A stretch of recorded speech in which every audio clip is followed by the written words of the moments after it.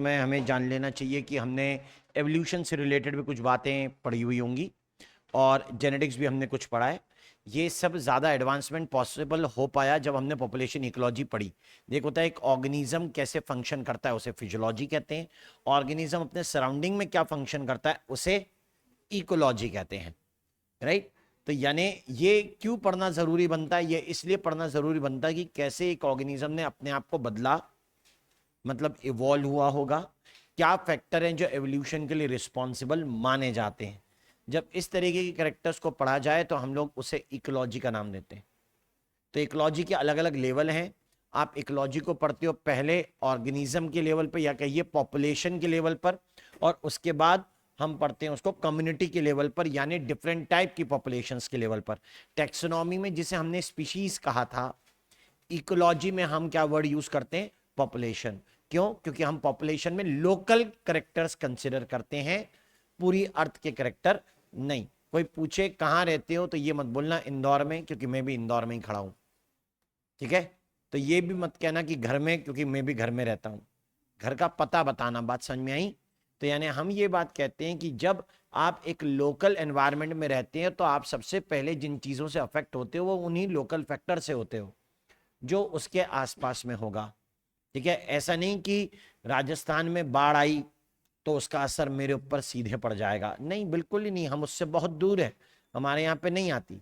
तो यानी आप ये बात समझ लीजिए कि हमें लोकल फैक्टर्स भी सीखने चाहिए, हमें सीखना चाहिए कि हैबिटाट। अब देख, हम यहाँ अकेले ऑर्गेनिज्म को नहीं पढ़ते हैं इकोलॉजी में, क्योंकि इकोलॉजी के हिसाब से ऑर्गेनिज्म अकेला रहता ही नहीं है।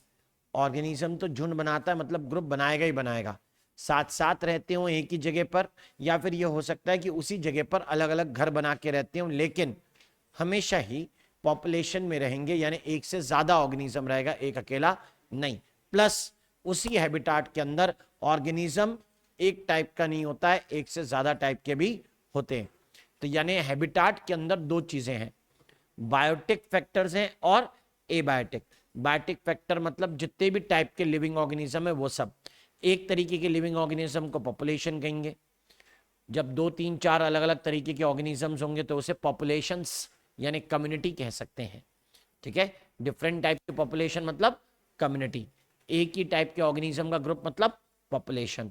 तो यानी एक होता है ऑर्गेनिज्म, फिर होता है पॉपुलेशन, और पॉपुलेशन के कई सारे टाइप होते हो तो उसे कहते हैं कम्युनिटी, और कम्युनिटी का बड़ा फॉर्म होता है उसे कहते हैं biome. These are the 4 levels of biological organisation. किताब में इंट्रोडक्शन ऐसा ही करते हैं, ठीक है, कि ये 4 लेवल ऑफ बायोलॉजिकल ऑर्गेनाइजेशन है इन द इकोलॉजी, जिसमें से पॉपुलेशन होमोजेनस ग्रुप है और कम्युनिटी कैसा ग्रुप होता है, हेट्रोजिनस। इसका कंपोजिशन हेट्रोजिनस है, यानी अलग अलग टाइप के ऑर्गेनिज्म इसमें मिलेंगे। तो ecology is the study of organism and its interaction in the surrounding, and we have 4 levels of biological organisation. अभी मैंने कहा ना 4 लेवल्स, और मैंने आपसे कहा ही 4 लेवल है, ठीक। तो उस तरीके की बात यहां पे बोली जा सकती है।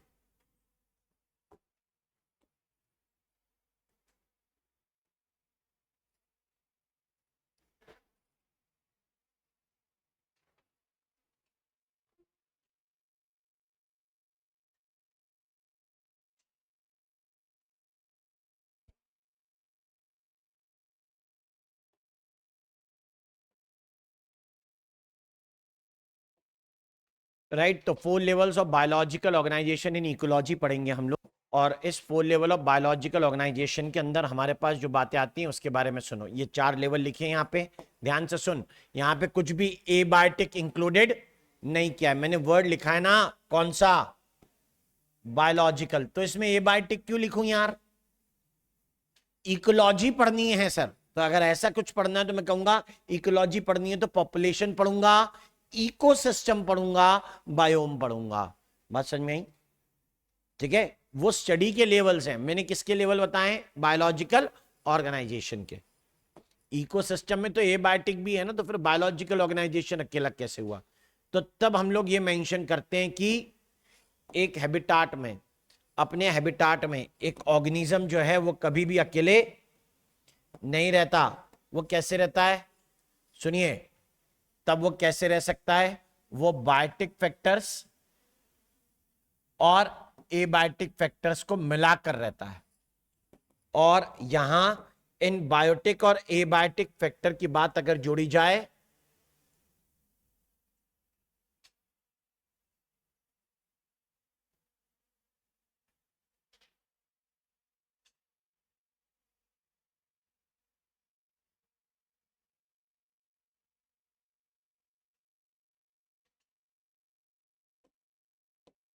तो जब हम बायोटिक एबायोटिक फैक्टर की बात हम लोग करें तो ऐसा मेंशन करते हैं कि बायोटिक फैक्टर्स में क्या क्या चीजें होंगी। बोलते हैं कि दैट एक हैबिटाट में अपना ऑर्गेनिज्म कॉम्पिटिटर, प्रे, प्रीडेटर और पैथोजन के साथ रहता है। सुन लो ये बात, आप जिस जगह रह रहे हो, हम जिस जगह रह रहे हैं, यहाँ पे हमारे कॉम्पिटिटर कौन है? पहले हम आपस में, क्योंकि हमारे रहने की खाने की जगह सेम है, ठीक है। यानी ये कंपटीशन जो होगा ना उसे इंट्रा स्पेसिफिक बोलेंगे। प्लस हमारे जैसा जो खाता है वो भी हमारा कॉम्पिटिटर हो सकता है, ह्यूमन के अलावा कोई और। मान लिया अगर मैं वेजिटेरियन हूं, कोई दूसरा जानवर है वो भी हर्बीवोर है, तो उसके और मेरे टाइप के खाने में सिमिलरिटीज हो सकती है, राइट। मान लो दुनिया में फल बचे एक, मुझे भी खाना और किसी चिड़िया को भी खाना, हो गया ना झगड़ा? क्या हो गया? वो मेरा कॉम्पिटिटर। वो अलग बात है कि मैं उससे पहले कर लूंगा ये काम, यानी मैं स्ट्रॉन्गर कॉम्पिटिटर हो गया। दूसरा क्या हो सकता है? उससे एलिमिनेट। वैसे ही जहां हम रहते हैं वहीं हमारे पैथोजन भी रहते हैं। कभी सुना है मलेरिया गाय को हुआ? कभी सुना है कुत्ते को मलेरिया हुआ हो? नहीं सुना। क्यों? क्योंकि मलेरिया का जो पैथोजन होता है जिसका नाम प्लाज्मोडियम है, वो हमें पहचानता है, वो सिर्फ हमें डिजीज कर सकता है, बाकी किसी को नहीं। मच्छर काटता होगा कुत्ते को, भैंस को, गाय को, किसी को भी काटता होगा, लेकिन प्लाज्मोडियम अगर उसके पास है तो मलेरिया वो सिर्फ किसको करेगा? ह्यूमन को। हम कभी नहीं पढ़ेंगे कि किसी और एनिमल की मलेरिया से डेथ होगी। यानी हमारा पैथोजन हमें पहचानता है, मतलब वो वहीं रहना चाहता है जहां पर कौन रहते हैं? ह्यूमन। हमारे बगैर प्लाज्मोडियम नहीं है। आप मलेरिया की साइकिल पढ़ते हो, वो कहाँ कंप्लीट होती है? हमारी बॉडी में। यानी आप ये कहते हो कि दैट वो जो पैथोजन हुआ वो हमारे खून चूसने के लिए तो मच्छर था, लेकिन खून में जो अंदर प्रेजेंट है वो कौन है? प्लाज्मोडियम। एक्चुअली बीमारी प्लाज्मोडियम से है। क्लियर? तो ऐसे केस में हम ये कहते हैं कि पैथोजन भी वहीं रह रहा है जहां पर कौन रहता है? उसका होस्ट। फिर टॉम एंड जेरी कार्टून देखा हो, चूहे को पता है कि बिल्ला उसको मारने आएगा, बिल्ले को भी पता है कि चूहा यहीं से बाहर आता है, फिर भी वो उस क्षेत्र को खुला रखता है, फिर भी चूहा वहीं से बाहर निकलता है और फिर दोनों लड़ते हैं और फिर पूरी सीरीज बन जाती है, ठीक है। तो ये वही वाली बात है कि अगर हम लोगों ने कभी भी इन तरीके की चीजों को देखा तो ये कह रहे हैं कि जहां प्रे होगा वहां पर प्रीडेटर ऑटोमेटिकली आ जाएगा। आपको कहीं मक्खी नहीं दिख रही, कुछ नहीं दिख रही, कोई बात नहीं बेटा, एक बार जलेबी लटका के देखो हवा में, ठीक है, तुरंत वहां पर क्या पहुंच जाएंगी? मक्खी। कहां से आ गई? अभी तो नहीं थी, ठीक है। रीजन क्या है? जहां फूड होगा वहां पर उसको खाने वाले खुद पहुंच जाते हैं, ठीक है। तो ये कॉमन सा फैक्टर है। हम घर में कुछ खाएं और बाई चांस फ्लोर के ऊपर कुछ गिरा रह जाए तो घर वाले ये चीज कहते हैं, अरे यार तुम लोग फालतू का कचरा करते हो। अब उससे क्या, उनका क्या कहना है कि अगर ऐसा करोगे तो क्या आ जाएगा? कॉकरोच। क्या आ जाएगा? चूहा। ये चीज क्यों? क्योंकि अगर रोज वहां पे कुछ गिरेगा तो कभी ना कभी उसको इस बात की गंध लगी जाएगी कि इधर तो खाना आराम से मिल जाएगा, चलो वहीं चलेंगे। बस हो गई शुरुआत उनके आने की। तो ये जो बात हम लोग कह रहे हैं ना, ये कह रहे हैं कि दैट ऑर्गेनिज्म अपने, और जिसे वो खाते हैं वो वहीं रहता है। तो यानी आप कहते हो अपने कॉम्पिटिटर, अपने प्रे, अपने प्रीडेटर, अपने पैथोजन के साथ रहता है, अपने टाइप के मेंबर के साथ रहता है, जो उसी पॉपुलेशन के मेंबर है, जिनके साथ वो रिप्रोड्यूस कर सकता है, जिनके साथ वो कंपीट करता है। हो सकता है पेरेंट और ऑस्प्रिंग साथ हो। अल्ट्रुइज्म यानी अपने ग्रुप के लिए जान देने वाला, जान देने का एक्ट करना, इसे अल्ट्रुइज्म कहते हैं। तो ये हो गए biotic.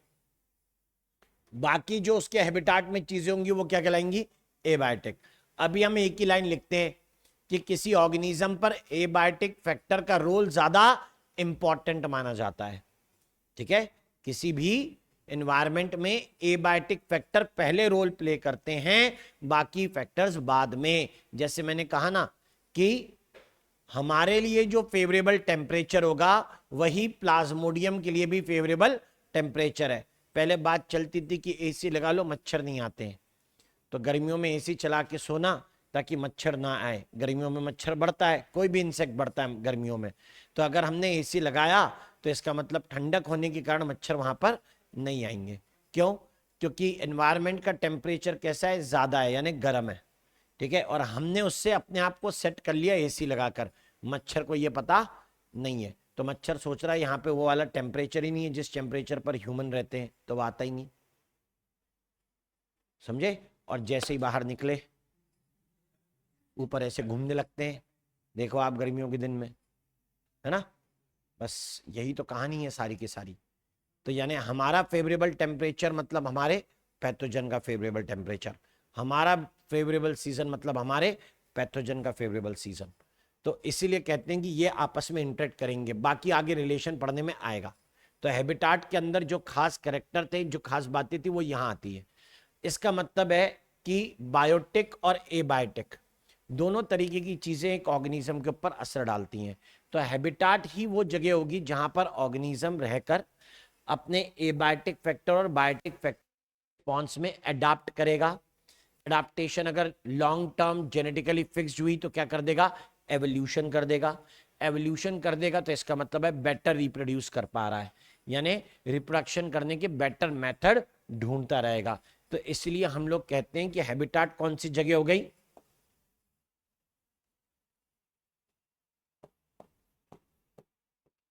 hence habitat is the place where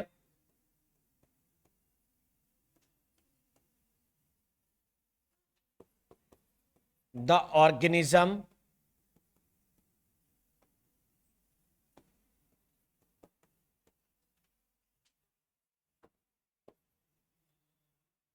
breed, wait, जहां लिखूंगा ऑर्गेनिज्म एडाप्ट, इवॉल्व, ब्रीड,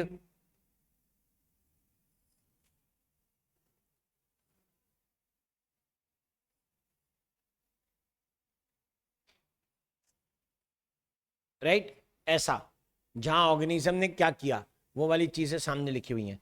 तो ये हो गई हैबिटाट वाली जगह। उसी तरीके से एक वर्ड और है, फ्रेंच वर्ड है, फ्रेंच के हिसाब से पढ़ूं तो उसको पढ़ूंगा नीचे, NICHE। ठीक है, ऐसे उसके ओरिजिन के टर्म्स पे अगर पढ़ा जाए तो उसको लिख सकते निके, कुछ लोग पढ़ेंगे निश, कुछ लोग पढ़ेंगे निश, वैसे नीचे भी बोल सकते हो। हाँ, एक्चुअली फ्रेंच वर्ड है, फ्रेंच में नीचे का मतलब नीचे आना नहीं होता। संस्कृत में एक शब्द है निकेत, कभी सुना है, शांति निकेतन, सुना होगा। तो ये वर्ड काय के लिए हो गया, मतलब ऐसा सोच रहा है कोई व्यक्ति, निकेतन मतलब या ऐसी कोई जगह जहां पे कोई रहता है, ऐसा, है ना। ज्यादा बेटर वर्ड है निकेत, मतलब मेरी पसंदीदा जगह जहां मुझे ज्यादा बेटर फील होगा। ठीक है, इंग्लिश में जो वर्ड होता है, सॉरी फ्रेंच में जो वर्ड है जिसे नीचे कह रहे हैं उसका मीनिंग होता है नेस्ट, घोंसला। ओरिजिन लग रहा है कहीं ना कहीं कनेक्ट है, राइट। तो यानी जो ऑर्गेनिज्म अपने एनवायरनमेंट में फंक्शन करे, शेर कहाँ रहता है, बोला जंगल में रहता है। अरे जंगल में तो हिरण भी रहता है, ठीक है, जंगली भैंसा भी रहता है, लेकिन शेर जंगल में करता क्या है, वो क्या कहलाएगा उसका, नीचे, क्लियर, वो उसका निक्के कहलाता है। तो यानी it is the functional role of organism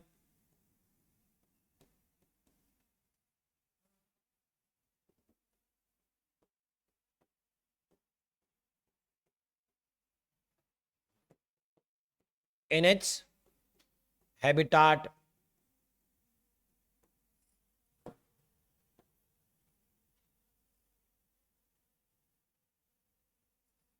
याद रखें, तो दोनों बातों में ना थोड़ा सा अंतर है, एडाप्ट, इवॉल्व, ब्रीड, लिव।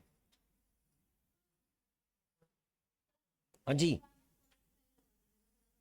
हाँ ठीक है जी।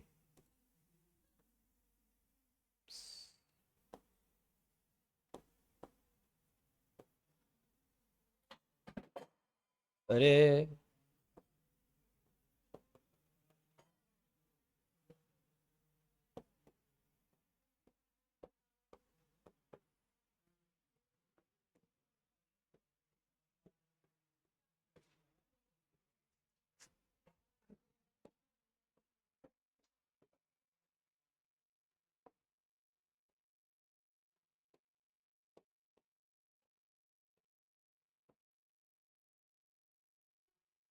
लिव, एडाप्ट, रिप्रोड्यूस, इवॉल्व, जहाँ पे ऑर्गेनिज्म रहता है, एडाप्ट करता है, रिप्रोड्यूस करता है, इवॉल्व करता है।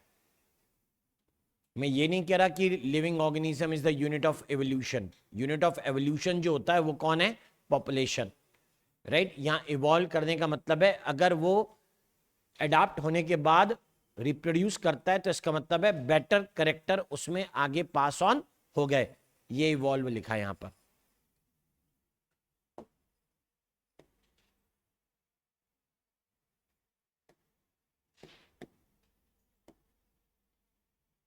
कर दूं पीछे?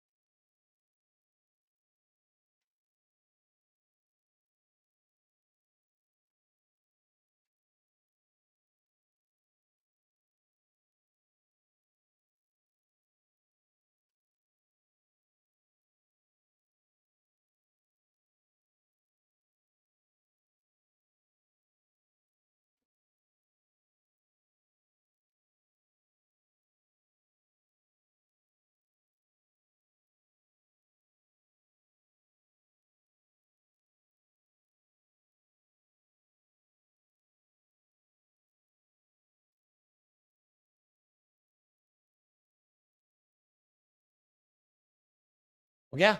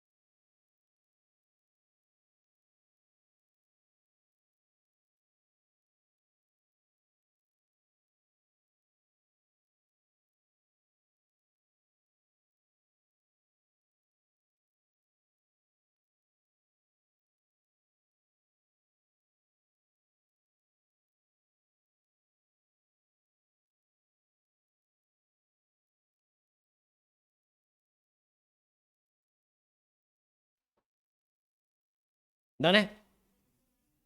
सुनो, अब ऐसा कि हमने जब इन करेक्टर्स के बारे में बात कही तो हम कहते हैं कि दैट पॉपुलेशन किसे कहूंगा, तो पॉपुलेशन के कुछ करेक्टर को समझिए।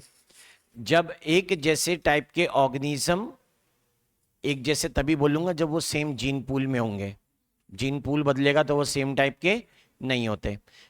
उस पर भी एक टाइप के मैं तब बोलूंगा जब वो आपस में रिप्रोड्यूस कर सकते हैं। जो आपस में रिप्रोड्यूस न कर पाए वो एक पॉपुलेशन के मेंबर नहीं हो सकते। ठीक है, क्लियर बात। यानी the same kind of individuals, क्योंकि वो सेम काइंड है इसलिए population is the group of, या population is a homogeneous composition. Population में एक ही तरीके के ऑर्गेनिज्म प्रेजेंट है। तो जब इस तरीके की बात हुई तो उनका यह कहना होता है कि एक जैसे ऑर्गेनिज्म का जो ग्रुप हम लोग पढ़ते हैं, जिसे आप पॉपुलेशन कहते हो, कि मेंबर आपस में रिप्रोड्यूस करके अपने नंबर को इंक्रीज करते हैं। नंबर दूसरा, population will be the unit of evolution. ठीक है, नेचुरल सिलेक्शन की यूनिट इंडिविजुअल होता है, लेकिन एवोल्यूशन की यूनिट कौन होती है? पॉपुलेशन होती है। तो जब पॉपुलेशन के कैरेक्टर पढ़ेंगे तो हमने कहा कि ऐसे में पॉपुलेशन के कैरेक्टर्स को हम लोग लिखेंगे पॉपुलेशन एट्रीब्यूट्स। उसे पॉपुलेशन एट्रीब्यूट्स कहते हैं। हो गया नहीं?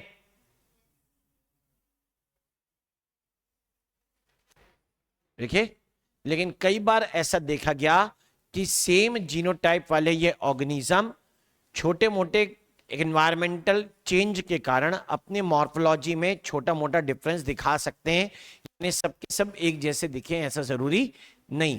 तो जो फिनोटिपिकली थोड़े बहुत डिफरेंट होते हों, जीनोटिपिकली सेम हो, ऐसे individuals in the population are called as ecophenes. उससे हम लोग इकोफिन कहते हैं, या उन्हीं को इकेड भी कहा जाता है।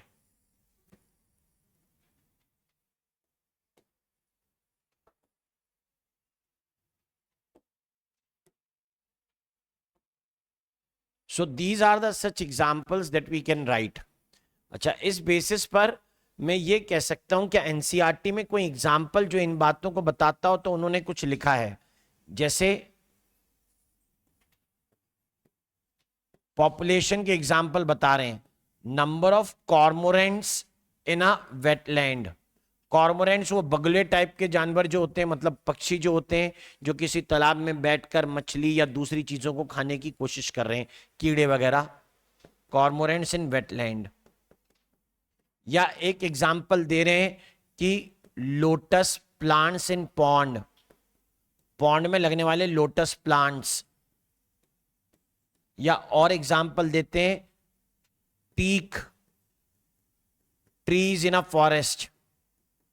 एक फॉरेस्ट में कितने टीक के पेड़ हैं। या और एग्जाम्पल देना चाहें तो कह सकते हैं 1 2 3 4 5,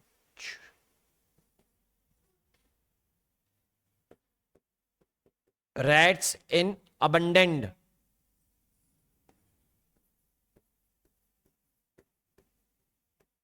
ड्वेलिंग्स मतलब पुरानी छोड़ी हुई बिल्डिंग में, गोदामों में, ऐसी जगह पर।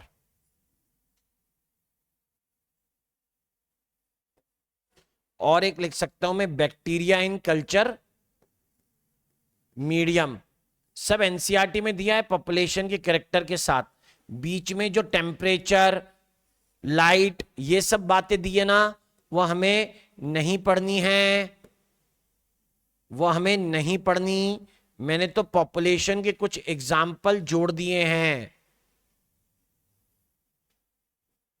पॉपुलेशन के कुछ एग्जाम्पल आपके सामने।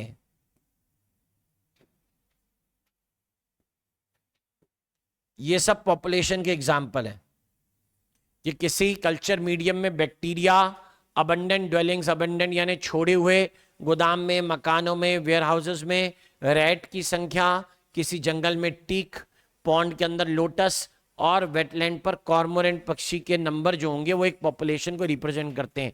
पॉपुलेशन का एग्जाम्पल लिखना है, लिख सकते हैं number of student in the class, population. ठीक है, एक मधुमक्खी में नंबर ऑफ हनी बीज, पॉपुलेशन का एग्जाम्पल, राइट।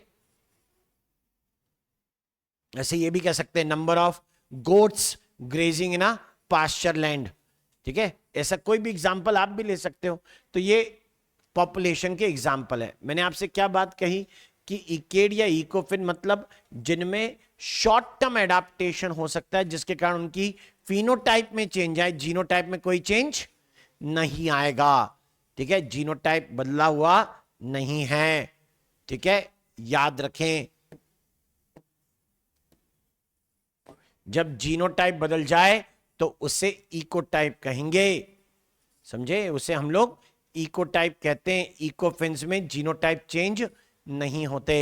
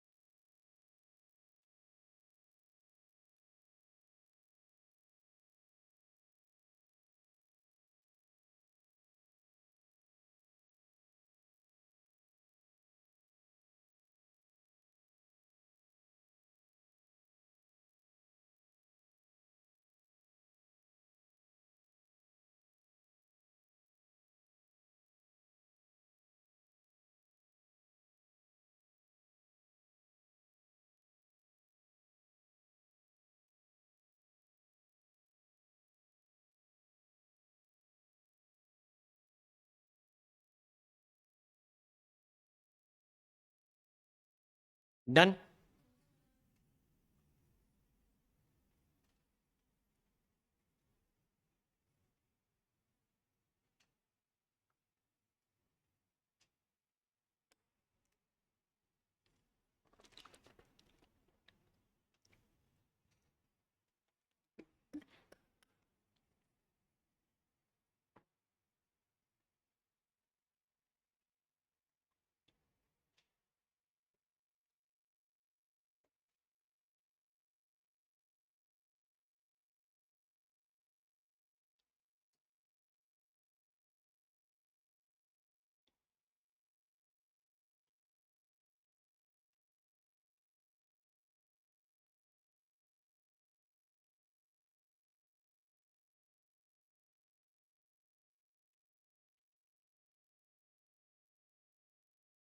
फिजिक्स खत्म तुम्हारा?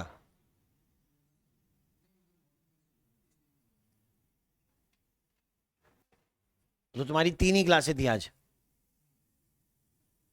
हट, मुझे पता ही नहीं था यार। और परसों कितनी है?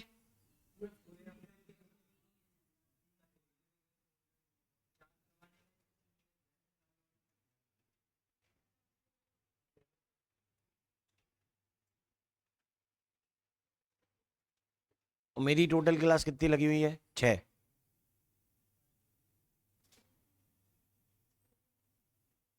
पूरे हफ्ते में 6 लगी हुई है ना तुम्हारे बैच में?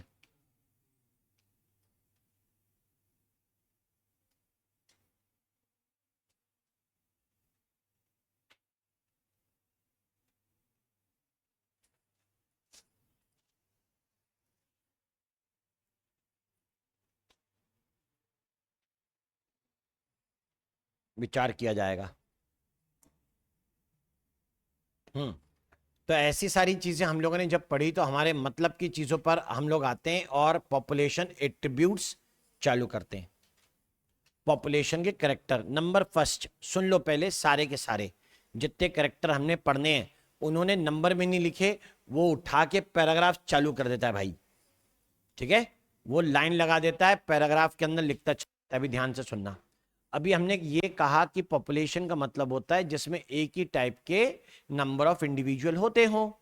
ठीक है, तो यानी नंबर ऑफ इंडिविजुअल को कहेंगे पॉपुलेशन का साइज। कितने इंडिविजुअल पॉपुलेशन में हैं, इससे यूजुअली पॉपुलेशन साइज कहने का तरीका माना जाता है। ठीक है, तो यानी आप ये कह सकते हो कि पॉपुलेशन साइज अगर नंबर ऑफ इंडिविजुअल से ही कॉमनली बताई जाएगी तो कई बार पॉपुलेशन साइज की जगह वर्ड लिखा मिलेगा पॉपुलेशन डेंसिटी, कि गिवन एरिया में कितने इंडिविजुअल मिलते हैं इस टाइप की पॉपुलेशन के। ओके, अब इसका क्या फायदा है वो चीज समझिए। ठीक है, जैसे मान लो मैंने दो अलग अलग जगह की यानी प्लेसेस की स्टडी करी, प्लेस नंबर ए और प्लेस नंबर बी। जब ऐसे दो अलग अलग प्लेसेस की मैं स्टडी करता हूं तो मैं कहता हूं प्लेस नंबर ए में ज्यादा लोग रह रहे हैं। चल नंबर भी बता देता हूं, दोनों का एरिया एक बराबर है। ठीक है, दोनों ही करीबन 3 स्क्वायर किलोमीटर में फैली हुई जगह है, छोटी छोटी जगह है। ठीक है, गांव टाइप की जगह है दोनों। अब दोनों 3 स्क्वायर किलोमीटर में फैले हुए गांव हैं, दोनों एक दूसरे से दूर हैं, 100 किलोमीटर से ज्यादा की दूरी है दोनों के बीच। अब वो ये कहते हैं कि इनमें से पहले गांव में जिसमें 3 स्क्वायर किलोमीटर के एरिया में करीबन 300 लोग रहते हैं। ठीक है, दूसरा है जिसके अंदर इसी 3 स्क्वायर किलोमीटर के एरिया के अंदर केवल 130 लोग रहते हैं। तो दिमाग आराम से इस बात को सोच सकता है कि जहां पर 300 लोग रहते होंगे वहां पर रहने के कोई बड़े वजह होते होंगे। हो सकता है कि उसके आसपास खेती की जमीन अच्छी हो, वहां पे पानी की भरपूर अवेलेबिलिटी हो। ठीक है, या हो सकता है कि वहां पर लोगों के रोजगार का अवसर अच्छा हो, कोई फैक्ट्री वगैरह के कारण वहां पे लोग ज्यादा बसे हुए हों, है ना। वहां रेलवे स्टेशन होगा, दूसरे वाले पे नहीं होगा। इधर बस स्टैंड भी बड़ा होगा, उधर वाले पर नहीं होता होगा। आई बात समझ में। अब इन 300 लोगों के चक्कर में ऑब्वियसली वहां पर दुकान भी ज्यादा बनेंगी। तो पहले कुछ फैक्टर के कारण एक जगह पे 300 लोग इकट्ठे हैं। ठीक है, उन फैक्टर को समझो कि क्या कारण है। तो बोला रिसोर्सेस, खाने पीने की वजह हो सकती है। अब ह्यूमन को छोड़ दो ना, अब दूसरे ऑर्गेनिज्म के बारे में पढ़ो कि वहां दूसरे ऑर्गेनिज्म क्यों इकट्ठे हुए ज्यादा, क्योंकि हो सकता है उनके खाने का व्यवस्था अच्छा है। नंबर दूसरा, हो सकता है कि उनको कोई खा ले, वो वहां पर ना हो, उनका शिकार करने वाला कोई नहीं है। ठीक, वहां पर बीमारियां नहीं फैलती, इसलिए उनको वहां पे फ्लरिश करने में आसानी महसूस होती है। यानी इंडिकेशन किसी पॉपुलेशन में कितने नंबर ऑफ इंडिविजुअल है, यानी पॉपुलेशन का साइज क्या है, ये उसमें स्टेटस इन द हैबिटाट बता सकता है कि वो वहां पर किस स्थिति में है, बढ़ने की स्थिति में या घटने की स्थिति में। इंपैक्ट नहीं बोल रहा, फंक्शन या रोल नहीं बोल रहा कि वो कितना इंपॉर्टेंट है हैबिटाट में, ना उसका इंपॉर्टेंस इन हैबिटाट नहीं बोल रहा, स्टेटस इन द हैबिटाट, जिएगी या मरेगी ये पॉपुलेशन। दूसरा, क्या क्या उसके कॉम्पिटिटर हैं या नहीं, अगर कॉम्पिटिटर होंगे तो ऐसे में पॉपुलेशन घट सकती है, प्रीडेटर होंगे पॉपुलेशन घट सकती है। या फिर एप्लीकेशन ऑफ पेस्टिसाइड, मान लीजिए किसी तरीके से कीट मकोड़ों की एग्जाम्पल को अगर हम लोग पढ़ रहे होते, पेस्टिसाइड डालते वो मरते नहीं, तो क्या मानते कि पेस्टिसाइड हल्का है, नकली है, या फिर ये मानते कि वो इंसेक्ट जो है वो पेस्टिसाइड के लिए टॉलरेंट हो चुके हैं। क्लियर बात। तो यानी आप किसी पॉपुलेशन के साइज से इस बात का अंदाजा लगा सकते हो कि उस हैबिटाट में उसका प्रीडेटर, उसका कॉम्पिटिटर है या नहीं है। आपको यह अंदाजा लग जाएगा कि वहां उसके फूड की अवेलेबिलिटी कैसी है। आबादी बढ़ रही होगी तो इसका मतलब फूड होना चाहिए, राइट। ये तो नहीं बोल सकते नहीं होगा। हम कह सकते प्रीडेशन प्रेशर, कि इसको खाने वाले प्रीडेटर के इफेक्ट कैसे हैं, ऊपर लिख चुके हैं। और क्या लिखा है, वेदर। यानी आप सिंपल ये कहते हैं कि पॉपुलेशन का साइज इंटरनल और एक्सटर्नल दोनों तरीके के फैक्टर से अफेक्ट होता है। पॉपुलेशन में इंटरनल क्या होता है, अपने जैसे लोग जिनसे रिप्रोडक्शन होता है। एक्सटर्नल क्या होता है, दूसरे टाइप के लोग प्लस एनवायरमेंटल फैक्टर, क्लाइमेट वगैरह, ये एक्सटर्नल होते हैं। ठीक, तो यानी आप कहेंगे कि किसी जगह पे पॉपुलेशन का साइज इस चीज के लिए बड़ा महत्वपूर्ण है कि आपको उस पॉपुलेशन के औकात के बारे में पता लगता है कि वो वहां पर कितने नंबर में है, उसके ऊपर एनवायरनमेंट कैसा इफेक्ट डाल रहा है, वो एनवायरनमेंट उस पॉपुलेशन के लिए सूटेबल है या नहीं। ठीक है, उसका कोई कॉम्पिटिटर तो नहीं है। अब जैसे मान नीट की तैयारी लोग क्यों करते हैं बताओ, बोलो।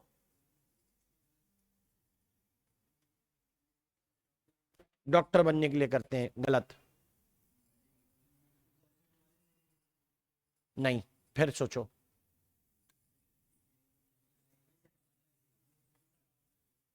पैसे कमाने के लिए। अब सुनो, यूपीएससी की भी तैयारी करते हैं ना लोग, कितने करते हैं? कम करते हैं ना।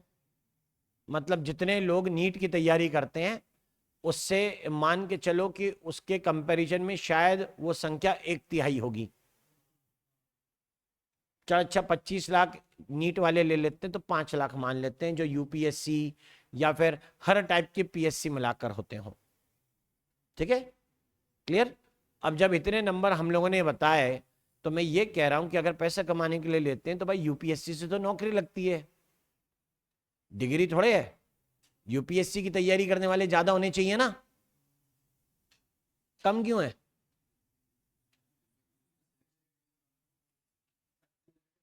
Selection rate. अब आई ना बात समझ में, लोग नीट की तैयारी क्यों करते हैं और जेई की तैयारी हमसे भी ज्यादा करते हैं, पता है आपको? जेई की तैयारी करने वाले हमसे भी ज्यादा हैं, दिखते नहीं है। नंबर जो हैं बैठने वालों के कम है, क्यों? समझ में आ जाता है अपने से नहीं हो रही। नीट में समझ में नहीं पाते, नीट में समझ नहीं पाते, जेई में समझ जाता है कि अपने से नहीं होगा भैया, नहीं तो अपने बराबर नंबर उनके भी हो सकते थे, क्योंकि उसमें और आसानी से हो सकता है। सुना है मजाक में लिखा हुआ 99 परसेंटाइल, मार्क्स नहीं लिखने किसी ने, क्या लिखा हुआ है? सिर्फ परसेंटाइल लिखे हैं। मार्क्स पूछना पता लगेगा, ठीक है, सत्य पूछिए तब पता लगेगा। वहां 99 परसेंटाइल वाले बच्चों के ढेर लगे पड़े हैं, ठीक है, और वो 99 परसेंटाइल हो सकता है कि 250 नंबर 300 में से, उसमें भी 99 परसेंटाइल हो, उसी में कुछ डेसिमल लगा के 230 नंबर होगा 300 में से, तो भी क्या निकल रहा है? 99 परसेंटाइल कुछ निकल रहा है, ले। ठीक है, तो यानी स्कोर करना जेई मेन में आसान हो गया एज कंपेयर टू नीट, क्योंकि नीट में 99 परसेंटाइल लाना मतलब पसीने छूटना। 720 पे तो टॉपर होता है हमारा, एक नहीं होता वो भी, समझे? वो भी एक नहीं होता। तो है ना, हम ये कहते हैं कि पेपर आसान आता है, इससे लोगों की तैयारी करना कैसा है? ज्यादा, ऐसा लग सकता है। तो हम क्या बात कह रहे हैं, आप ये कह सकते हो कि दैट पॉपुलेशन किसी तरफ ज्यादा हो रही है, इसका मतलब कोई चीज सुलभ होगी, कोई चीज आसान होगी, इसलिए वहां की तरफ संख्या क्या हो रही है? बढ़ रही है। सीधी बात तो यही है, ठीक। तो यानी पॉपुलेशन साइज से हम लोगों को ये अंदाजा लग सकता है, ओके। लोगों को लगता है कि नीट आसान है क्योंकि 720 नंबर आ जाते हैं, लोग नीचे वालों के नंबर नहीं देखते हैं, टॉपर के नंबर से डिसाइड करते हैं कि पेपर आसान आता है, समझ गए? टॉपर के नंबर से डिसाइड होता है कि पेपर आसान है। जो उसके नंबर फुल आ गए तो लोग सोचने लगते हैं फुल ना, मेरे को फुल भी नहीं चाहिए, ठीक है, मुझे थोड़ा ना 720 चाहिए, मुझे तो 600 ही चाहिए। जब उसके 720 आ सकते हैं तो मेरे 600 नहीं आ सकते? आ जाता है मैदान में बिना वास्तविकता जाने, बस आबादी बढ़ा दी ना, पेपर को आसान बना दिया, बस यही तो कारण है। पेपर आसान था इसलिए संख्या क्या हो गई? ज्यादा। तो ये चीजें समझिए, तो यही बात हम लोग यहां पर भी कह रहे हैं। तो आगे हम लोग यही पढ़ते हैं। अच्छा, कई जगह हम लोग कहते हैं कि पॉपुलेशन में जब नंबर ऑफ इंडिविजुअल को काउंट करोगे तो कई बार ना वो नेग्लिजिबल सी भी हो सकती है, ठीक है। पॉपुलेशन के नंबर ऑफ इंडिविजुअल जो हो सकते हैं ना, बिल्कुल मामूली भी हो सकता है। जैसे वो कम से कम क्या, ऐसा भी एग्जाम्पल दे सकते हैं, हो सकता है 10, ओनली 10 साइबेरियन क्रेन इन भरतपुर। भरतपुर में लेक है, ठीक है, और वहां पर नेशनल पार्क है, केवलादेव नेशनल पार्क उसे कहते हैं, जहां पर साइबेरिया से हर सर्दियों में माइग्रेटरी बर्ड्स आते हैं, ठीक है। तो उन्होंने कहा कि पॉपुलेशन इतनी मामूली भी हो सकती है, जैसे लेस देन 10 साइबेरियन क्रेन इन भरतपुर लेक, एक एग्जाम्पल। दूसरा एग्जाम्पल, या फिर वो इतनी बड़ी पॉपुलेशन हो सकती है जिसे गिनने में पसीने छूट जाएं। क्लेमाइडोमोनास की population in a pond, millions में, तो ये वो वाली बात हो गई कि भाई नंबर ऑफ इंडिविजुअल गिनना तो हर बार अपने आप में एक टिपिकल टास्क हो गया। जैसे गिन तो सकता हूं कि एक बोरी चावल में कितने दाने हैं, गिनूंगा क्यों लेकिन, समझे? गिनना तो संभव है लेकिन गिन के दे नहीं रहे हैं। आसान क्या लग रहा है, तोल के दे दो। नहीं तो कोई आए ग्राहक और बोले भाई साहब 6,935 दाने चावल चाहिए। Counting can also be the unit ना। अब आई समझ में बात, फिजिक्स वाले क्यों बोलते हैं एसआई यूनिट, एसआई यूनिट। समझे? समझे इस चीज को कि तुमने पॉपुलेशन साइज को number of individuals per unit area बोल दिया और पॉपुलेशन डेंसिटी की हाहाकार मचाने लग गए। बोले अबे एसआई यूनिट अगर तुम नंबर को लोगे तो तुम हर बार नंबर नहीं गिन सकते। अब जैसे तुम्हारे ब्लड का तुम्हारे मेरे क्यों, अपन किसी बाहर के लेते हैं, अपनी बद्दुआ को ले, तो हम कहते हैं कि दैट कोई बाहर का आदमी है, खून की कमी हो गई, जांच करने के लिए उसका ब्लड और निकालना है। मतलब ये देखना है कितने ब्लड सेल तुम्हारे बन रहे हैं। तो क्या लगता है तुम्हें वो ऐसे गिनेंगे यूं जैसे दाल और चावल छांटते हैं परात में रख के? नहीं, ऐसा तो नहीं करेंगे। वो क्या करेंगे, वो सारे सेल्स को अलग करेंगे सेंट्रीफ्यूगेशन से, उसके बाद देखेंगे वॉल्यूम ऑक्यूपाइड कितना है। ठीक है, वॉल्यूम ऑक्यूपाइड कितना है, और ये चेक करेंगे कि आरबीसी के नंबर कितने होने चाहिए थे। एक अकेले सेल को निकालकर चेक कर लेंगे उसका साइज बड़ा हुआ है क्या, उस साइज से वॉल्यूम को डिवाइड कर देंगे, टोटल नंबर ऑफ सेल निकल आएगा। आई बात समझ में? पूरे को कोई भी नहीं गिनने वाला, पूरे को कोई भी गिनेगा नहीं। ये बहुत कॉमन सा फैक्टर है। ठीक है, हम आप ये काम नहीं करते, लेकिन जहां सिक्के बनते हैं जिसे टकसाल कहते हैं, वो लोग सिक्के को तोल के ही निकालते थे। अब हमारे मार्केट में नाना प्रकार के सिक्के, कोई किसी में एक ऐसे लिखा हुआ है, ठीक है, अंगूठा बना हुआ, किसी में कैसे लिखा है पता ही नहीं, सब मिट गया। मतलब अलग अलग तरीके के सिक्के चल रहे हैं। नहीं तो पहले जो 5 का सिक्का आता था ना, राउंड वाला छोटा, वैसे सिक्के ही थे और दूसरे टाइप का 5 का सिक्का था ही नहीं। तो वो सारे लोग क्या करते थे, जो चिल्लर इकट्ठी करते थे, वो एक तरीके के सिक्के लेते थे और उन्हें तोल के ही गिनते थे। वो लोग कभी उसे गिनते थे ही नहीं। उनके पास माप लिखा हुआ था कि इतने ग्राम होंगे तो मतलब कितना किलो, मतलब कितने सिक्के आएंगे। सच्चाई है, हर नोट का वजन भी क्या होता है, बराबर। हर 500 का नोट एक बराबर वजनी होगा, ना हल्का ना भारी। जब बैंक से आया है, बाद में तो उसको चंदन लग गया, हल्दी लग गई, मसाला लग गया, तेल में डूब गया। आजकल लोग बाग थोड़े से सचेत हो गए हैं क्योंकि लोगों ने लेना बंद कर दिए हैं। नहीं तो पहले तो हर रंग का नोट मिलता था। 10 का नोट असली वाला लाल रंग का होता था और मिलता था मिट्टी के कलर का, भूरा। ऐसा लगता था अभी कुश्ती लड़के आ रहा है कहीं अखाड़े में से, हर तरीके। और सब बोलते थे कि नहीं चले तो वापस ले आना। वो ऐसे ही करते करते वो नोट जो होता है ना, कई सामान बेच देता है। विनिमय ऐसे ही होता है। आदमी फिर चलिए, तरीका सही है वैसे, मेरे पास एक नोट हो, ठीक है, और मैं अपने किसी कस्टमर को वापस दे दूं और वो नोट कहीं और चले नहीं, तो यही सोच के वो ग्राहक मेरे पास फिर से सामान खरीदने आएगा। भैया तुमने नोट दिया यार, चल नहीं रहा। भैया चाहिए क्या आपको? यार शैम्पू चाहिए था, मेरे से ले लो, मैं ले लेता हूँ नोट, लो। फिर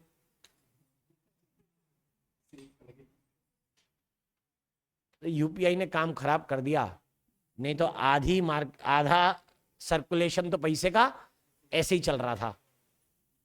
ठीक है, आजकल दुकानें फिक्स नहीं रही, नहीं तो पहले दुकानें ऐसी ही फिक्स थी, मुझे दे जाना, टेप लगा हुआ नोट, कोई नहीं लेगा मुझसे ले आना। तो ये कितना सिंपल था भाई, सब काम खराब हो गया। खैर, तो कहते हैं नंबर ऑफ इंडिविजुअल को हमेशा काउंट करना बड़ा मुश्किल है।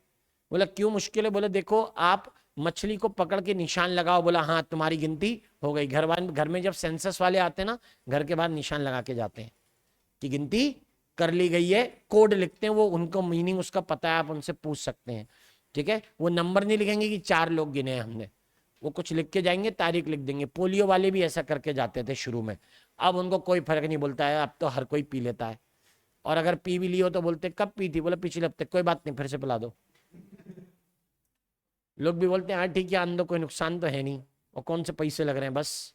तो यानी आप ये बात कहते हो कि दैट जो सेंसस वाले आते हैं और वो काउंटिंग करते हैं इंडिविजुअल्स की, तो उनके लिए ये चीज पॉसिबल है कि वो निशान लगा के जाएं और इंसान के बारे में पूछ के चले जाएं।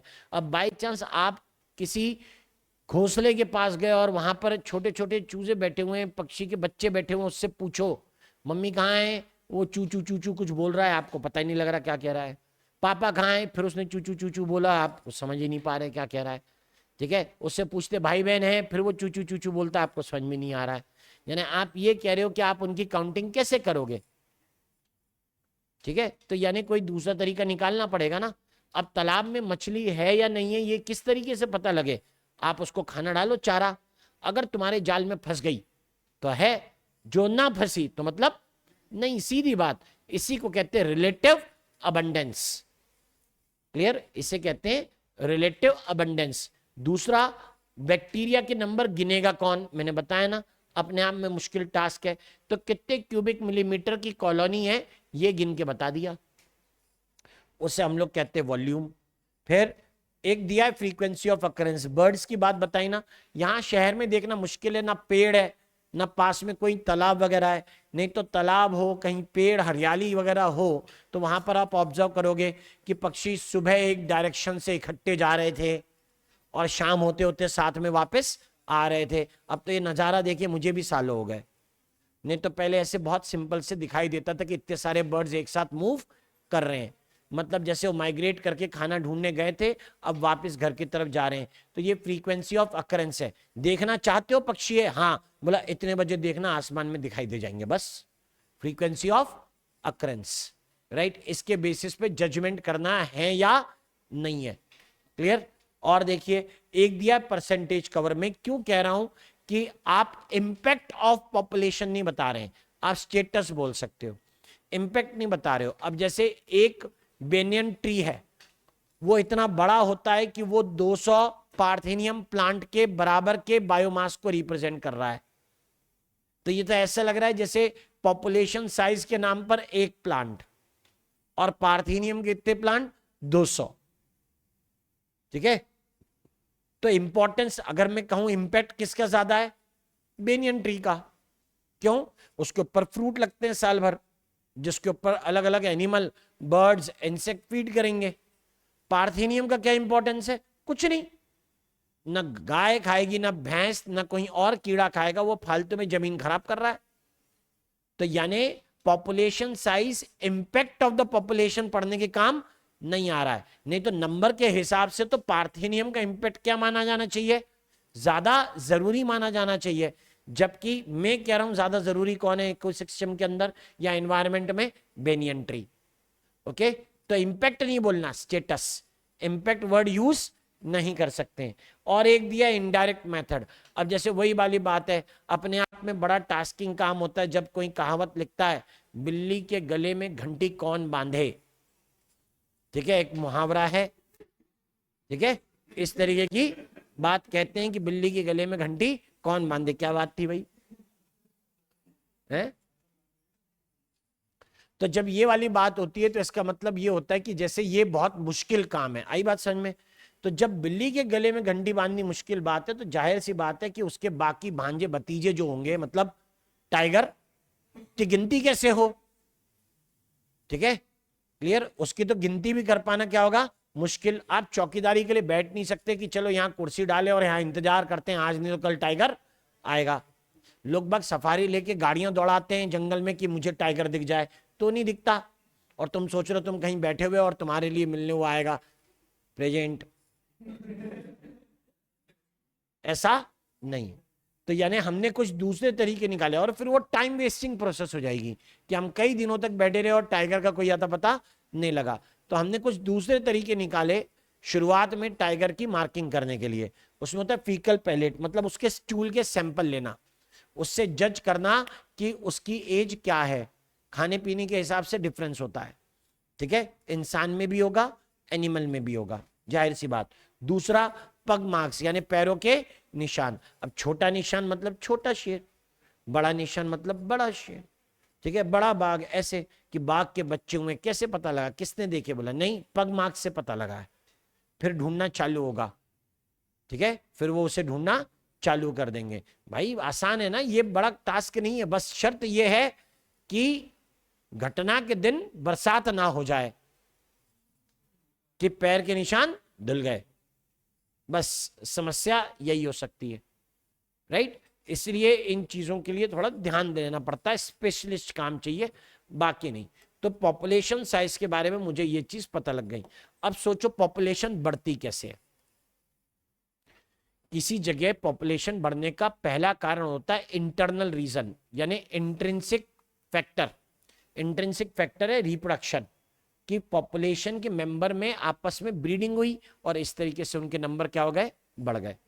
तो रिप्रोडक्शन करने से जब नंबर बढ़े तो उसी को हम लोग क्या बोलते हैं, ब्रीडिंग या रिप्रोडक्शन। तो बर्थ रेट क्या होता है, बर्थ रेट होता है increase in number of individual per unit या फिर पर कैपिटा, ठीक है, number of birth per capita.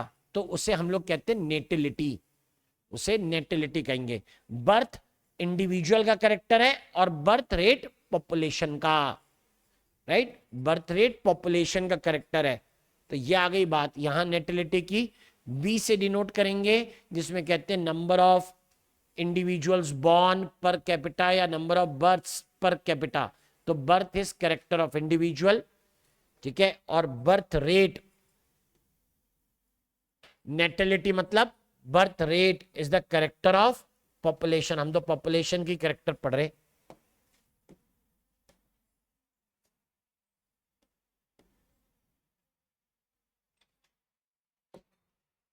यही है करेक्टर ऑफ पॉपुलेशन के हिसाब से। तो it is intrinsic rate of growth, और ये कहते हैं कि तब इट में इंक्रीज, कौन सा इंक्रीज लिखा है, biological increase. Biological increase means by reproduction, either sexual और एसेक्सुअल। तो क्या बायोलॉजिकल इंक्रीज के अलावा कोई और कारण पॉपुलेशन को बढ़ाता है किसी जगह? हाँ बिल्कुल। कैसे बढ़ा सकता है, उसे कहेंगे इमिग्रेशन, बाहर से आके इस पॉपुलेशन में जुड़ने वाले लोग, बाद में, अभी नहीं।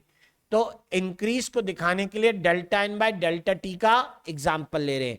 तो ये कह रहे हैं delta N should be the positive increase, या increase in number of individuals होना चाहिए।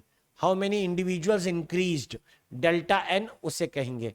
नहीं तो DN by D T change होता है, मर गए वो भी डीएन बाई डी टी, पैदा हुए वो भी DN by D T. Change को क्या बोलते हैं, डीएन बाय डी टी या delta N by delta T. अगर इंक्रीज चेंज है तो क्या हो गया, नेटिलिटी। डिक्रीज चेंज होगा तो क्या होगा, डेथ यानी मॉर्टेलिटी। अभी नेटिलिटी पढ़ रहे हैं।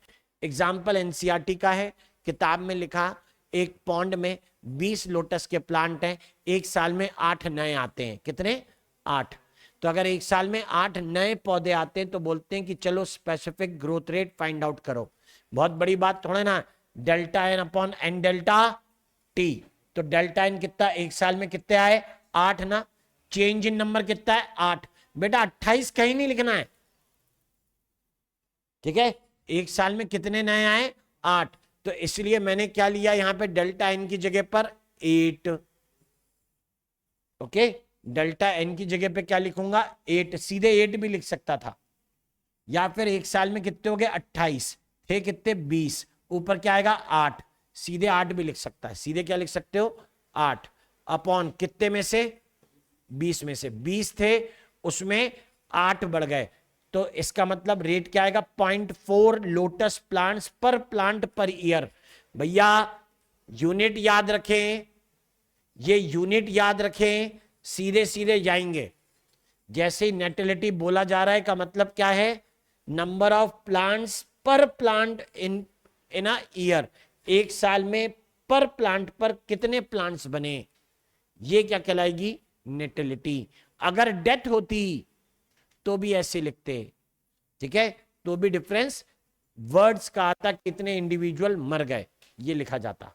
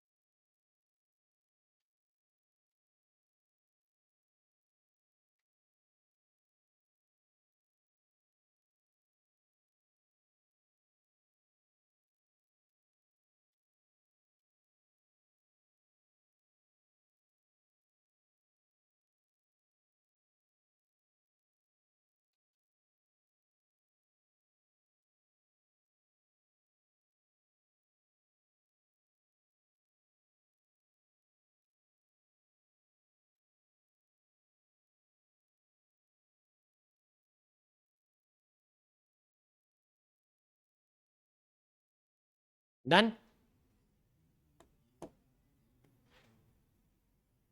चल मैं एक क्वेश्चन देता हूं ना, थोड़ा कॉन्फिडेंस चेंज हो जाएगा। तो एक काम करो, उसमें लिखो इन अ पॉन्ड 8, नहीं ऐसा लिखो, 20 lotus plants are there, 4 new plants are grown in a year. एक साल में 4 नए प्लांट आते, बोलो यहां क्या वैल्यू आएगी? एक साल में 4 नए प्लांट आए, पुराने 20 थे, तो आंसर निकालिए delta N by N delta T 0.2। Simple है ना न्यूमेरिकल? ऐसे ही तो क्वेश्चन आने, इससे ज्यादा कोई कठिन चीज थोड़ा ना आनी। जैसे देख ये रहा, मैंने ये एग्जाम्पल किसके लिए लिया है? 40 फ्रूट फ्लाईज हैं, 40 ड्रोसोफिला हैं, 40 फ्रूट फ्लाई, और कहते एक हफ्ते में, सॉरी एक दिन में कितनी पैदा हुई? 4। तो स्पेसिफिक ग्रोथ रेट निकालो। तो इट्स लाइक 4/40 × 1। ठीक है, ये 4/40 × 1 लिख सकता हूं, या कह सकता हूं क्या, 44 - 40/40 × 1। आंसर क्या आया? 0.1 फ्लाइज पर फ्लाई पर डे। हर फ्लाई पर 0.1 फ्लाई पैदा हुई है। तो मॉर्टेलिटी का मतलब होता है डेथ, मॉर्टेलिटी का मतलब होता है डेथ रेट। क्लियर? और डेथ रेट को निकालना हो तो number of deaths per unit time, उसको मॉर्टेलिटी लिखेंगे, डी से डिनोट करते हैं। तो वैल्यू देख, 40 में से 4 मर गए, 20 में से 8 मर गए, 40 में से 4 मरना, डेथ रेट क्या आएगा? 0.1। यार फॉर्मूला तो वही है, वैल्यू भी वही है, बस लिखने का तरीका क्या हो गया है? चेंज। क्लियर? क्या लिखोगे? 0.1 डाइड पर फ्लाई पर डे, राइट। और यहां क्या लिखोगे? 0.4 लोटस प्लांट डाइड पर लोटस प्लांट पर ईयर।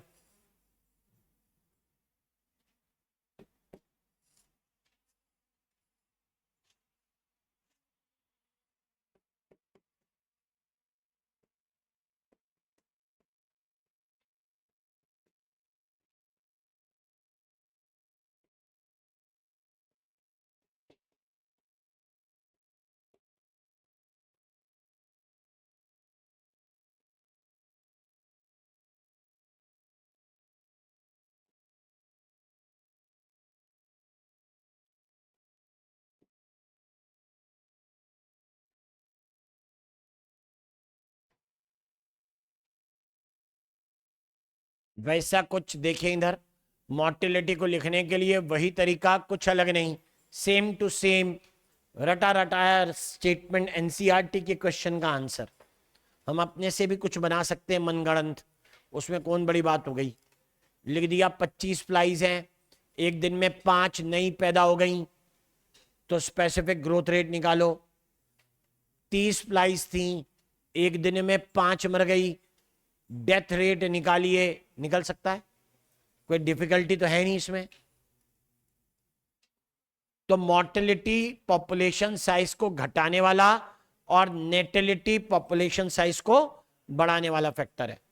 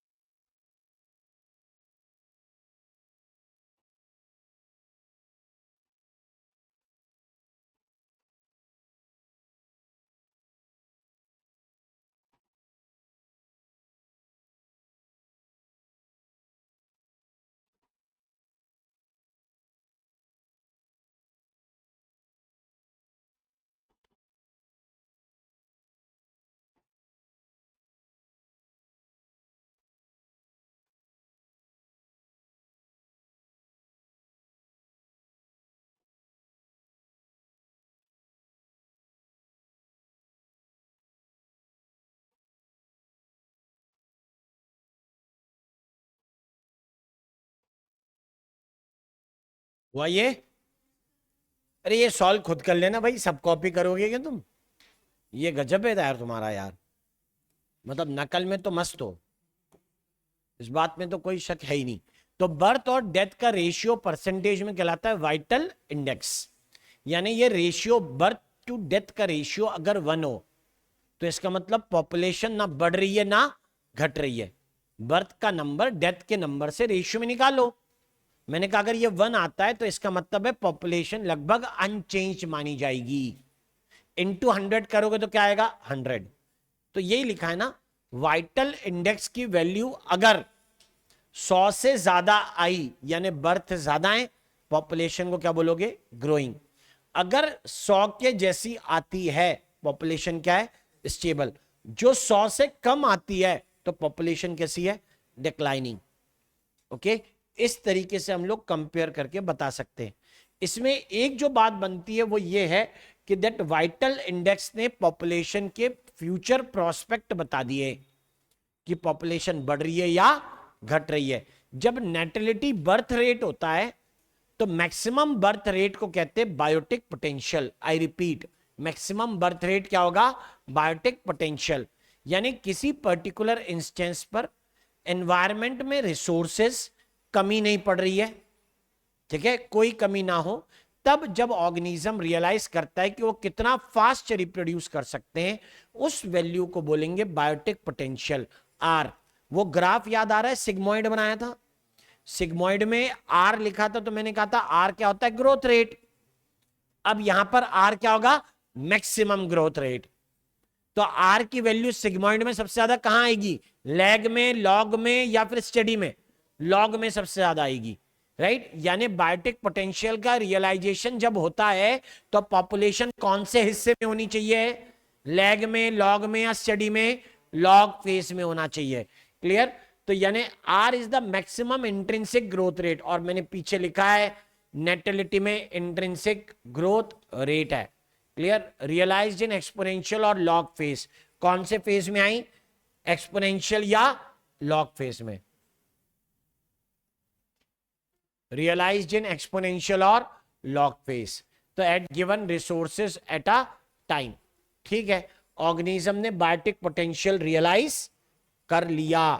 मान लीजिए ऑर्गेनिज्म ने बायोटिक पोटेंशियल रियलाइज कर लिया, वो तेजी से अपने नंबर को बढ़ा रहे हैं, वो तेजी से अपने नंबर को बढ़ा भी रहे हैं, तो अब ही तो सारी चीजें बनेंगी।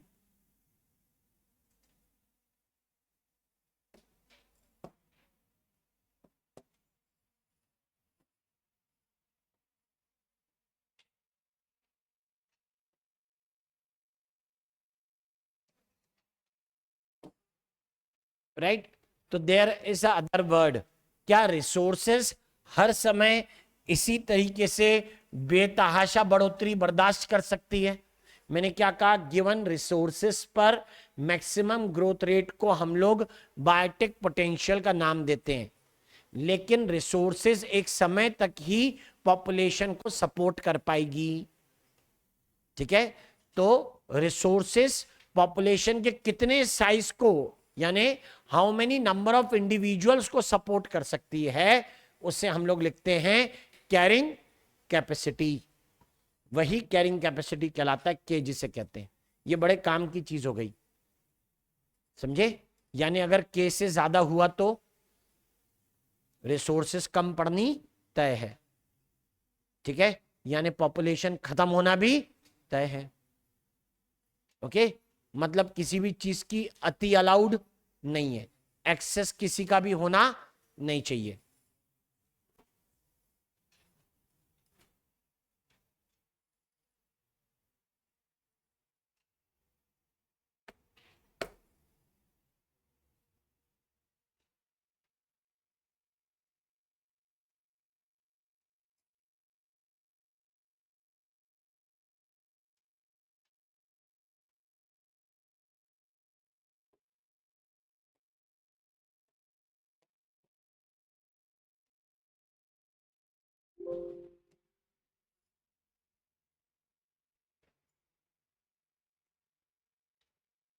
डन?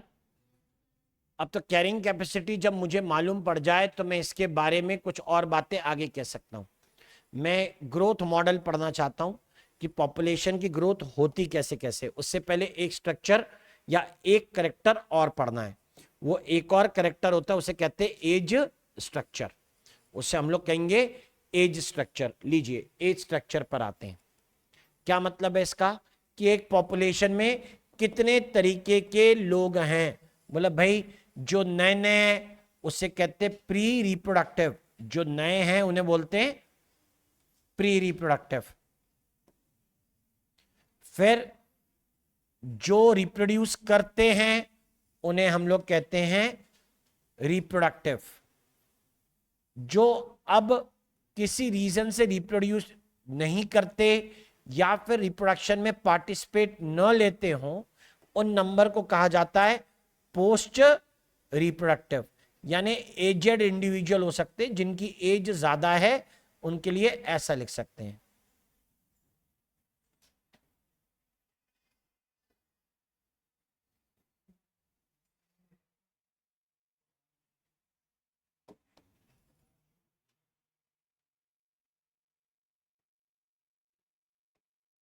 ऐसे जो तीन ग्रुप पॉपुलेशन में बने, प्री रिप्रोडक्टिव, रिप्रोडक्टिव और पोस्ट रिप्रोडक्टिव, इसके हिसाब से पॉपुलेशन की ग्रोथ को प्रेडिक्ट किया जा रहा है कि किसी पॉपुलेशन में अगर प्री रिप्रोडक्टिव के नंबर ज्यादा निकलते हैं, अगर प्री रिप्रोडक्टिव के नंबर रिप्रोडक्टिव से ज्यादा हैं, तो इसका मतलब है पॉपुलेशन में फर्टिलिटी रेट कैसी है, ज्यादा।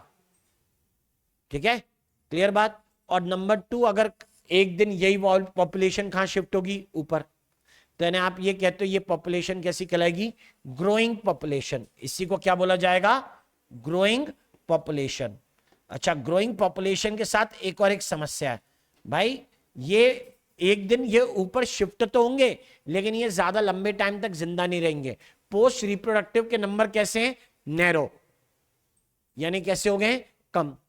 जब ये कम हो गए तो इसका मतलब है कि ऑर्गेनिज्म की लाइफ ज्यादा लंबी, ऐसी पॉपुलेशन में ज्यादा लंबी लाइफ नहीं होती, शॉर्ट लाइफ एक्सपेक्टेंसी, इसलिए बूढ़े लोग कम, यूथ के नंबर ज्यादा, वैसा होना, ये वो वाली सिचुएशन। नेक्स्ट, अगली बात जो हम लोग पढ़ते हैं इसमें, दूसरा, उसे कहते हैं बेल शेप। बेल शेप में मेरा ध्यान गया इस बात पर कि रिप्रोडक्टिव और प्री रिप्रोडक्टिव के नंबर लगभग कैसे हैं, सेम। पोस्ट रिप्रोडक्टिव घट रहा होगा, पोस्ट रिप्रोडक्टिव कम होगा, लेकिन प्री रिप्रोडक्टिव और रिप्रोडक्टिव के नंबर कैसे आ रहे हैं, सेम आ रहे हैं। तो ये पॉपुलेशन ऐसे लग रही है जैसे क्या होती हो, stable. Pre reproductive and reproductive age group same size का है।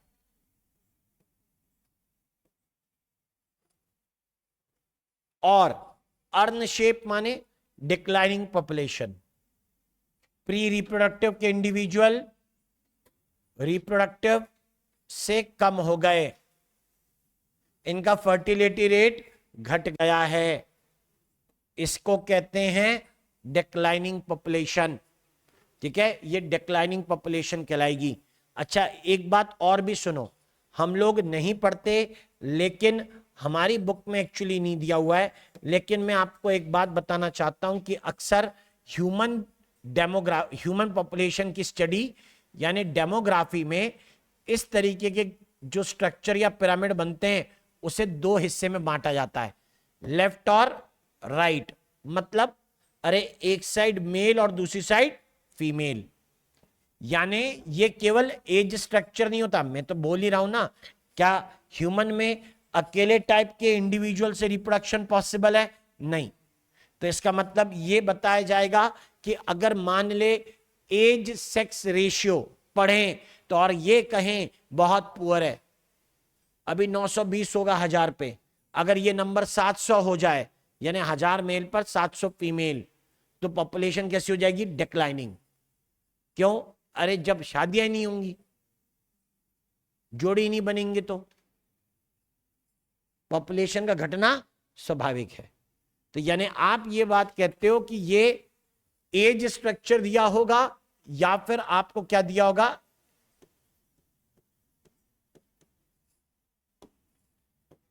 एक और एक करेक्टर है उसे हम लोग लिखेंगे सेक्स रेशियो। ये हम लोगों ने डिस्कस नहीं किया है बुक में।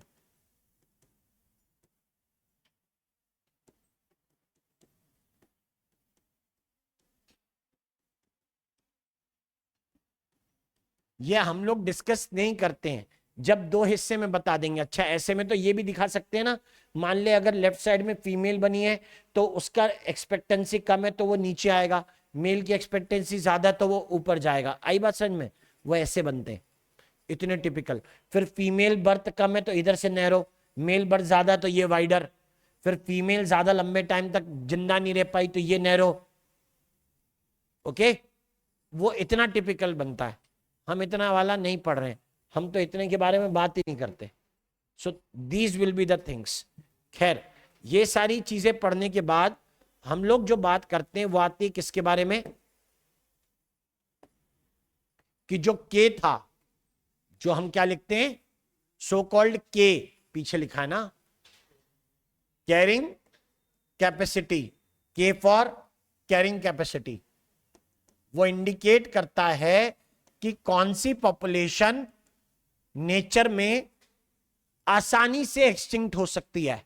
मान लीजिए किसी पॉपुलेशन ने के का बहुत लिहाज किया तो उसके नंबर कभी भी के से आगे नहीं गए, और कोई भूचाल आ गया या उल्का पिंड आके गिर पड़ा, जैसे पहले कभी हुआ होगा और सारे डायनासोर खत्म, तो ऐसे में वो ऑर्गेनिज्म जो के सेट में थे, कैरिंग कैपेसिटी तक बंधे हुए थे, वो क्या हो जाएंगे, एक्सटिंक्ट। जो उसको क्रॉस करके गए, जिनके लिए जिंदा रहना मरना बिल्कुल मामूली बात है, जिनके लिए जान की कीमत कुछ भी नहीं होती, जो बेतहाशा तेजी से बढ़ते हैं बिना ये सोचे कि नेचर सपोर्ट करेगा कि नहीं, वो यही सोचते नेचर सपोर्ट नहीं कर, कोई बात नहीं, बोला हम इतने 10 मर जाएंगे तो क्या फर्क पड़ेगा, राइट। तेजी से क्या करो, रिप्रोड्यूस। तो दो तरीके की पॉपुलेशन होती है, एक होती है आर सिलेक्टेड और दूसरी होती है के सिलेक्टेड। वो हमें अभी पढ़ना है, वो आगे आएगा, ठीक है। एग्जाम्पल केवल दिए हुए हैं इनमें से। के का मतलब क्या होता है, इस छोटे के का मतलब होता है कांस्टेंट। तो नेटेलिटी ने पॉपुलेशन बढ़ाई, हाँ, मोर्टेलिटी ने घटा दी, राइट, ऐसा बोला था। प्लस और चीज सुनिए, बाहर से परमानेंटली आकर इस जगह पर बस गए तो पॉपुलेशन बढ़ा दी, इमिग्रेशन आई, ठीक है। यहां से चली गई, ई, एग्जिट, परमानेंटली यहां से शिफ्ट हो गए, इसे क्या कहते हैं, इमाइग्रेशन। कितनी चीजें हो गई, 4, दो पॉपुलेशन को बढ़ाने वाली और दो पॉपुलेशन को घटाने वाली।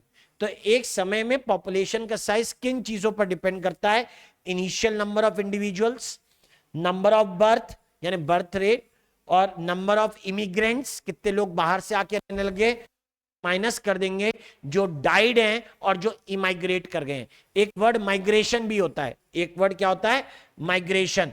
माइग्रेशन का मतलब होता है वो जो बस में ट्रेन में आ रहे हैं जा रहे हैं, क्या मानेंगे, नेग्लिजिबल मानेंगे। माइग्रेशन को क्या मानना है, नेग्लिजिबल, नगण्य मानना, नेग्लिजिबल, ठीक है। आते जाते जो हैं उन्हें क्या मानेंगे, नेग्लिजिबल, उन्हें कहीं नहीं गिनना है, हमें इनको गिनना है। इसके बेसिस पे पॉपुलेशन का ग्रोथ कर्व बनेगा, दो बनेंगे, ठीक है। एक जे दिया है आपको और एक दिया है लॉजिस्टिक ग्रोथ कर्व, दोनों को पढ़िएगा और इंटरेक्शन पढ़कर आइएगा इस क्लास के लिए।